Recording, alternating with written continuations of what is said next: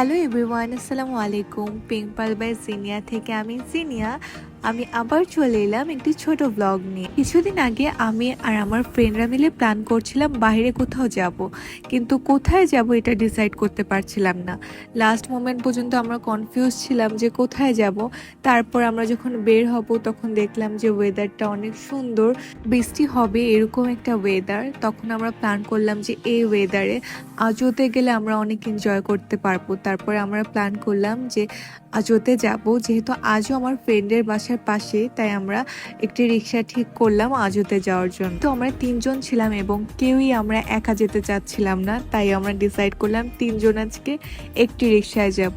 খুব কষ্টে আমরা তিনজন চাপাচাপি করে একটি রিক্সায় বসি, যেহেতু অনেক কাছে ছিল তাই আমরা মজা করতে করতেই দেখি যে আমরা আজোতে চলে আসি। আমাদের তিনজনেরই আজও খুব পছন্দের একটি জায়গা।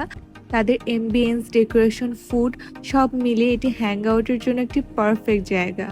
আর এরকম বৃষ্টির দিন হলে তো কথাই নেই, চারদিকে অনেক গ্রিনারি ছিল, তো আমাদের খুবই ভালো লাগছিল ওয়েদারের সাথে জায়গাটা। আমরা সেখানে বিকেলে গিয়েছিলাম, তখন 4টা সাড়ে 4টা বাজছিল।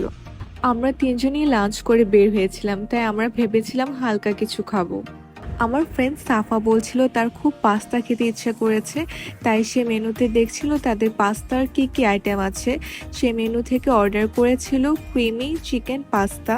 তাদের মেনু থেকে পাস্তা আমাদের আগে ট্রাই করা হয়নি, তাই আমরা অর্ডার করার সময় অনেক কনফিউজ ছিলাম এটির টেস্ট কেমন হবে। আমি আর আমার ফ্রেন্ড লামু কোনো রিস্ক নিতে যাচ্ছিলাম না, তাই আমরা অলওয়েজ এখানে আসি যেটি খাই, লেমন অ্যান্ড গার্লিক চিকেন, সেটি অর্ডার করে। অ্যান্ড আমার ফ্রেন্ড সাফা অর্ডার করে তাদের creamy chicken pasta. Food order করার পর আমরা তিনজন কিছু ছবি তুলছিলাম, স্ন্যাপ করছিলাম। এরকম এত সুন্দর একটি ওয়েদার, এত সুন্দর প্লেস, ফ্রেন্ডদের সাথে টাইম স্পেন্ড করতে কার না ভালো লাগে।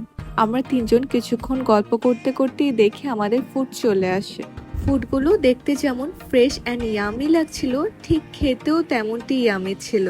আমরা একটি lemon and garlic chicken fried রাইসের সাথে অর্ডার করেছিলাম, অন্য একটি lemon and garlic chicken order করেছিলাম ম্যাশড পটেটোর সাথে। তাদের লেমন গার্লিক চিকেনটা এত মজা, আমাদের তিনজনেরই এটা ফেভারিট।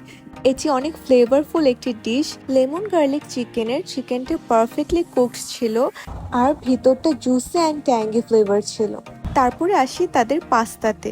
তাদের পাস্তাটিও এত ফ্লেভারফুল অ্যান্ড ক্রিমি ছিল। এটি ট্রাই করার পর এটি আমার নিউ ফেভারিট আইটেম হয়ে গিয়েছে তাদের মেনুর। আমরা লাঞ্চ করে বের হওয়ার পরও এত কিছু খেয়ে আমরা পুরো টায়ার্ড হয়ে গিয়েছিলাম। খাওয়া শেষে আমরা তিনজন প্ল্যান করছিলাম যে এরপরে কোথায় যাওয়া যায়। আমার আর আমার ফ্রেন্ডের কিছু টুকিটাকি শপিং বাকি ছিল, যেহেতু ঈদ সামনে চলে আসছে, তাই আমরা ডিসাইড করলাম যে এখান থেকে আমরা একটু শপিংয়ে যাব। আর শপিং শেষ করে আমরা ডিসাইড করলাম যে আমরা কৈতেতে যাব, কারণ আমার বাবল ড্রিঙ্কস খেতে অনেক ইচ্ছে করছিল। আমরা গিয়েছিলাম গুলশান 2-এ যে ইয়েলোটা আছে সেখানে, অ্যান্ড কৈতের ঠিক উপরেই অ্যাস্টোরিয়নে। শপিং শেষ করে তারপর আমরা কৈতেতে চলে গিয়েছিলাম। কৈতেতে গিয়ে দেখলাম তাদের ওখানে একটি কন্টেস্ট চলছিল যে কোনো 2টি ড্রিঙ্কস অর্ডার করলে সারা রেজর্টে 1 নাইট স্টে করতে পারবেন। কন্টেস্টের রেজাল্ট হবে লটারির মাধ্যমে। সাফা বলছিল সে একদম ফুল, সে আর কিছু খেতে পারবে না, তার একদমই পেটে জায়গা নেই, তাই সে কোনো ড্রিঙ্কস অর্ডার করেনি। আমি আর আমার ফ্রেন্ড লামু আমরা 2টো ড্রিঙ্কস অর্ডার করি। লামু সেখান থেকে অর্ডার করেছিল চকলেট মিল্ক টি, অ্যান্ড আমি অর্ডার করেছিলাম Thai milk tea with golden bubble. Order করার পর আমার ফ্রেন্ড লামু সেখানে রাখা কন্টেস্ট বক্সটিতে কুপন ফিল আপ করে দিচ্ছিল। তারপর আমি আর লামু চিন্তা করছিলাম আমরা যদি কন্টেস্টটাতে জিতে যাই তাহলে আমরা ওখানে যেয়ে কি কি করব।